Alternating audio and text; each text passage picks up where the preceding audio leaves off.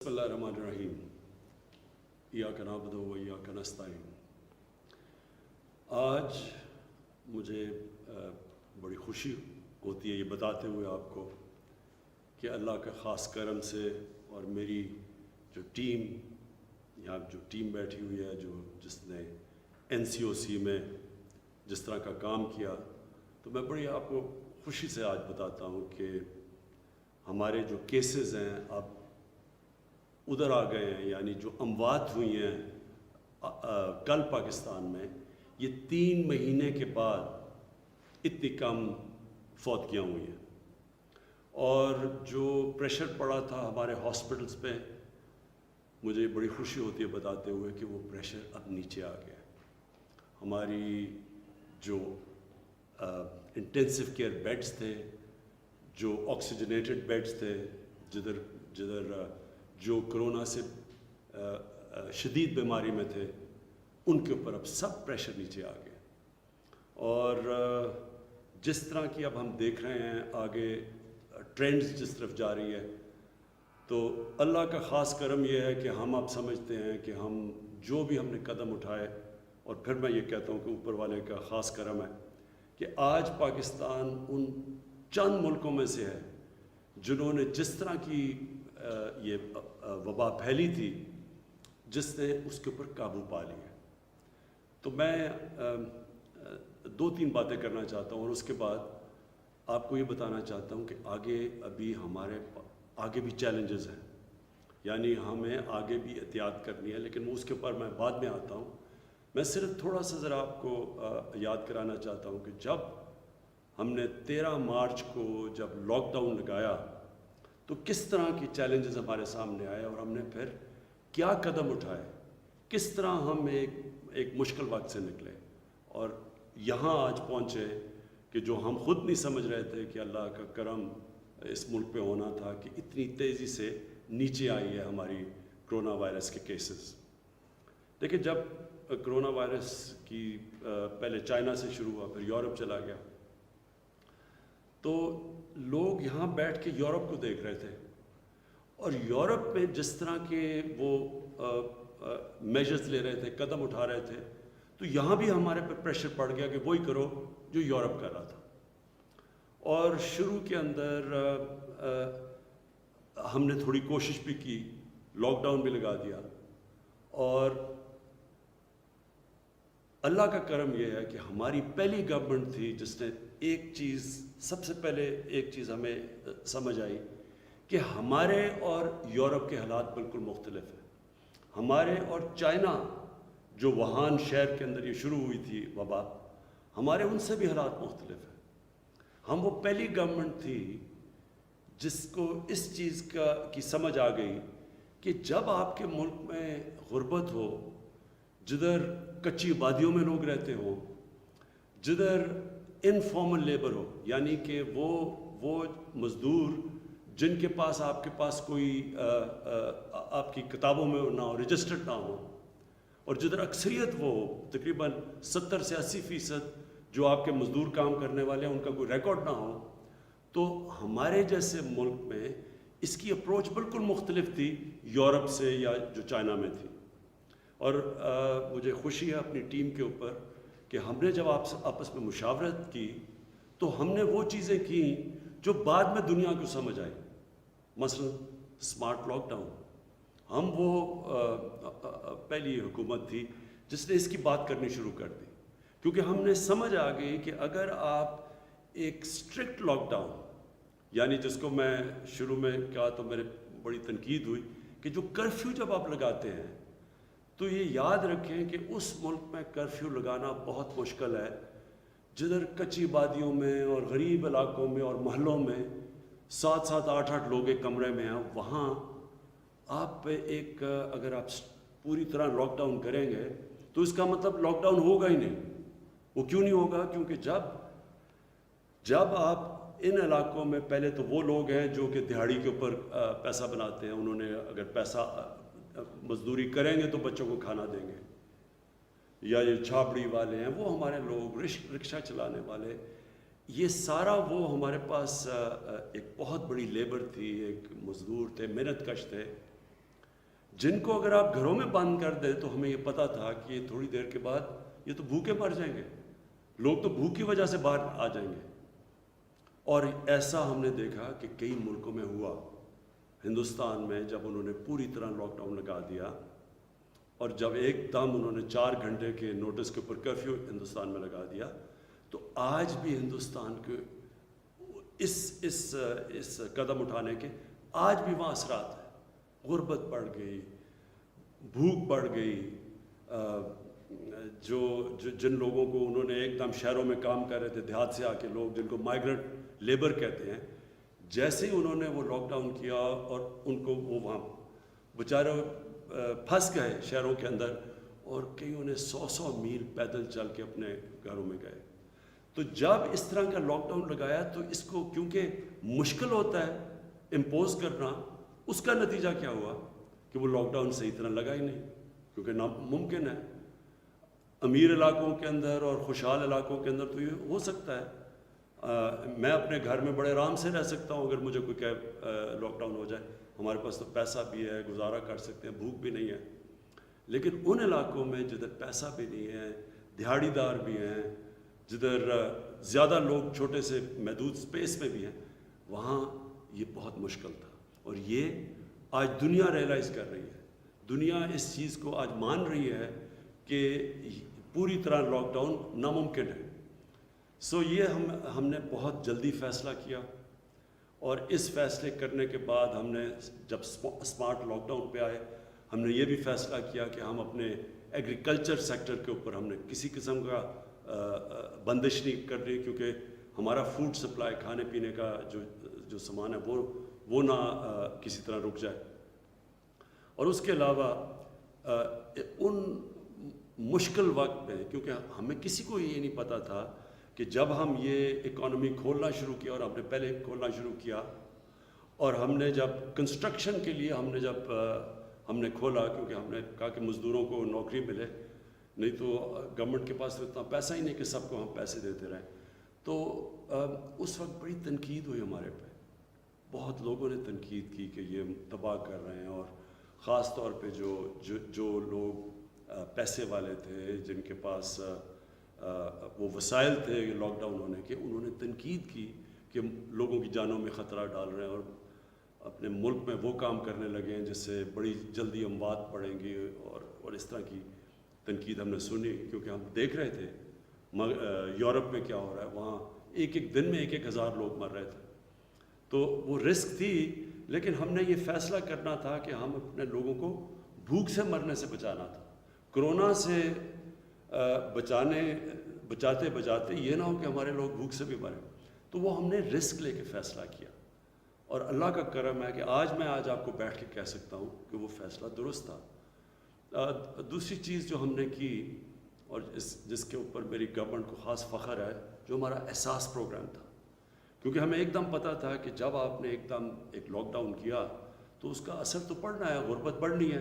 سب سے زیادہ lock down کا اثر غریب طبقے پہ پڑ رہا تھا.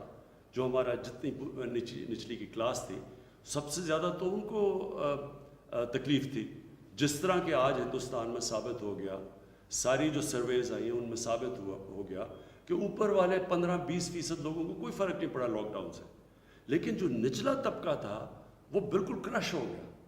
تو اس کو بچانے کے لیے ہم نے احساس پروگرام کیا، اور بڑے تھوڑے وقت میں، اور اس کا کوئی پاکستان میں بلکہ دنیا کے اکثر ممالک میں اس کا کوئی اور پریسیڈنٹ نہیں ہے. اس طرح کی کوئی اور کسی نے اتنی کامیابی سے اتنا بڑا پروگرام اتنے چھوٹے وقت میں، اتنا زیادہ پیسہ اتنے زیادہ لوگوں کو اور شفافیت سے بچایا، جس میں کوئی پولیٹیکل کنسیڈریشنز نہیں تھی.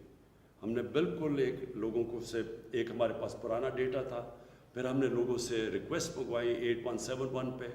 وہ جب انہوں نے ہمارے سے جو لوگوں نے ریکویسٹ کیا کہ ہمیں ضرورت ہے امداد کی، پھر ہم نے اپنا پورے چیکس فلٹر کیا ان کو نادرا کے ڈیٹا سے، اور پھر ان کو ہم نے پیسہ پہنچایا.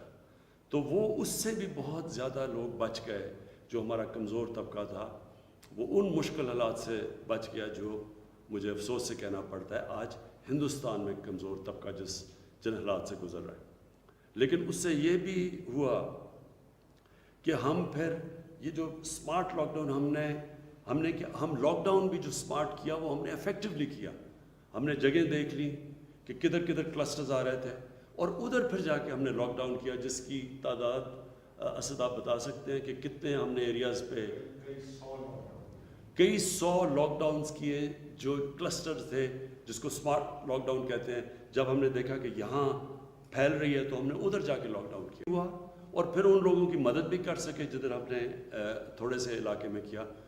کیونکہ پھر سے میں اس کی اپنی ٹیم کو کریڈٹ دیتا ہوں کہ ہم نے یہ بڑی جلدی یہ فیصلہ کیا کہ اگر آپ ان علاقوں ملکوں میں جدھر غربت زیادہ ہے اگر آپ پوری طرح لاک ڈاؤن کرتے ہیں تو وہ لاک ڈاؤن نہیں ہوتا.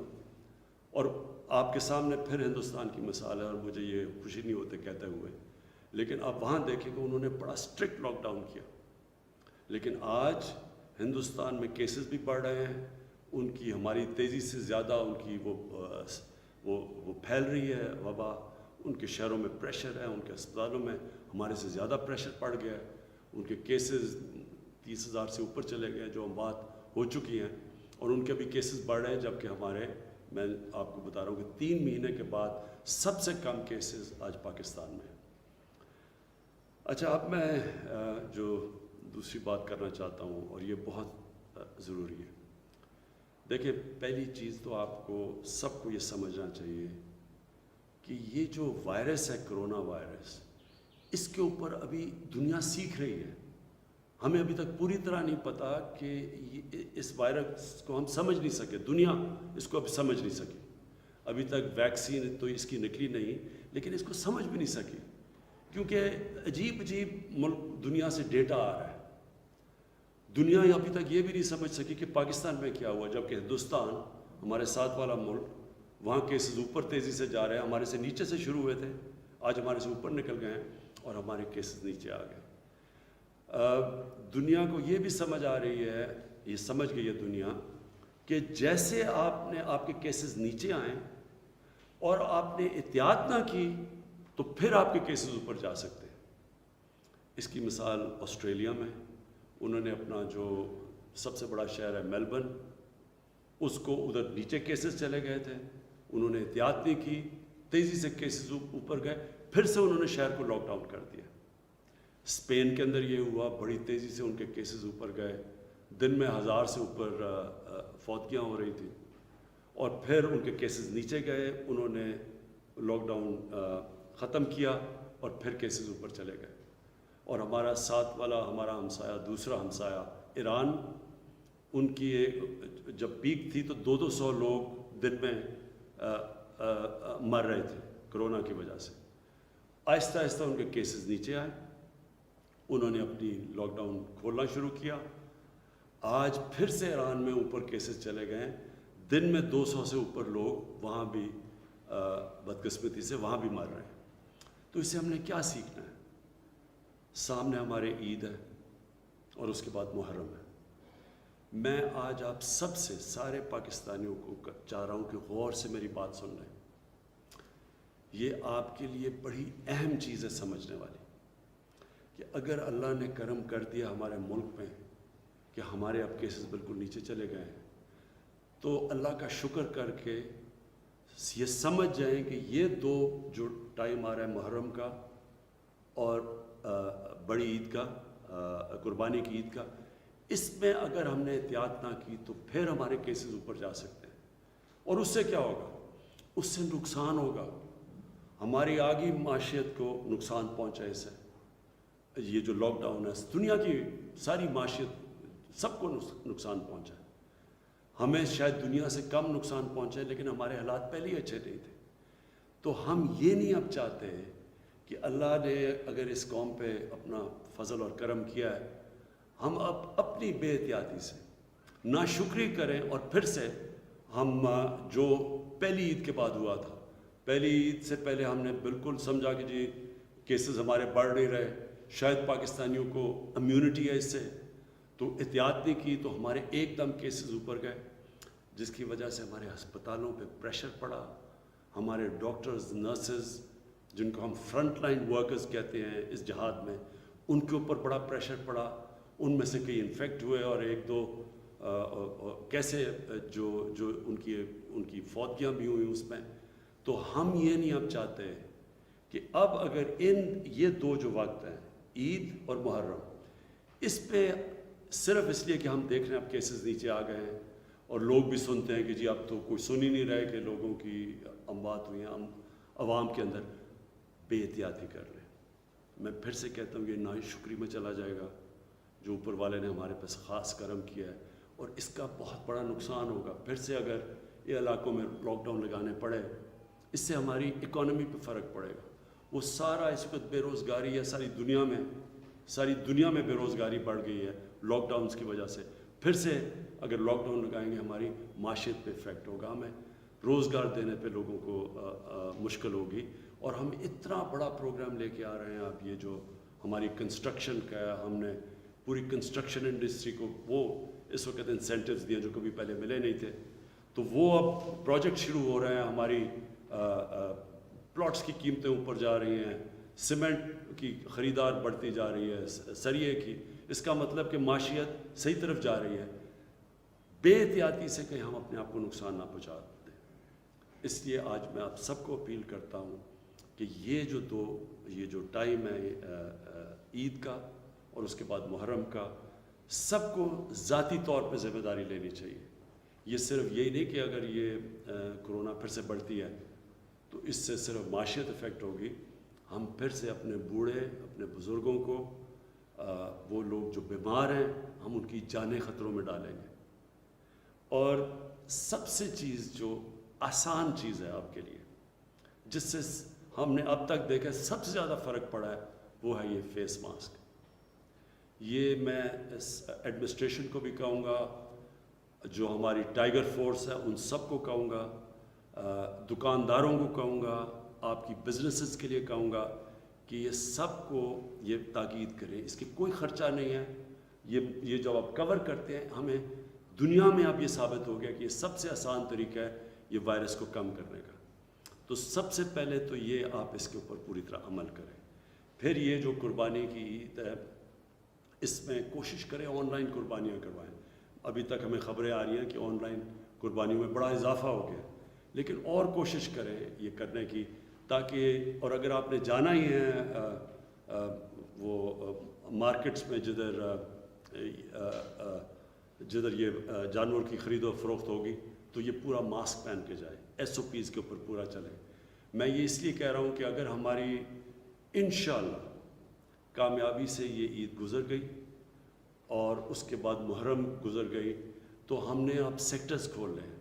लोग बड़ी तकलीफ़ में हैं, रेस्टोरेंट्स की सारी बिज़नेस उनको मुश्किलें पड़ी हुई हैं, सारा सर्विस सेक्टर मुश्किल में है, शादी हॉल जो कि बड़े लोग जिनको रोज़गार मिलता है उनके लिए मुश्किलात हैं। और सबसे ज़्यादा टूरिज़म, ये है टूरिस्ट सीज़न पहाड़ी इलाकों के अंदर।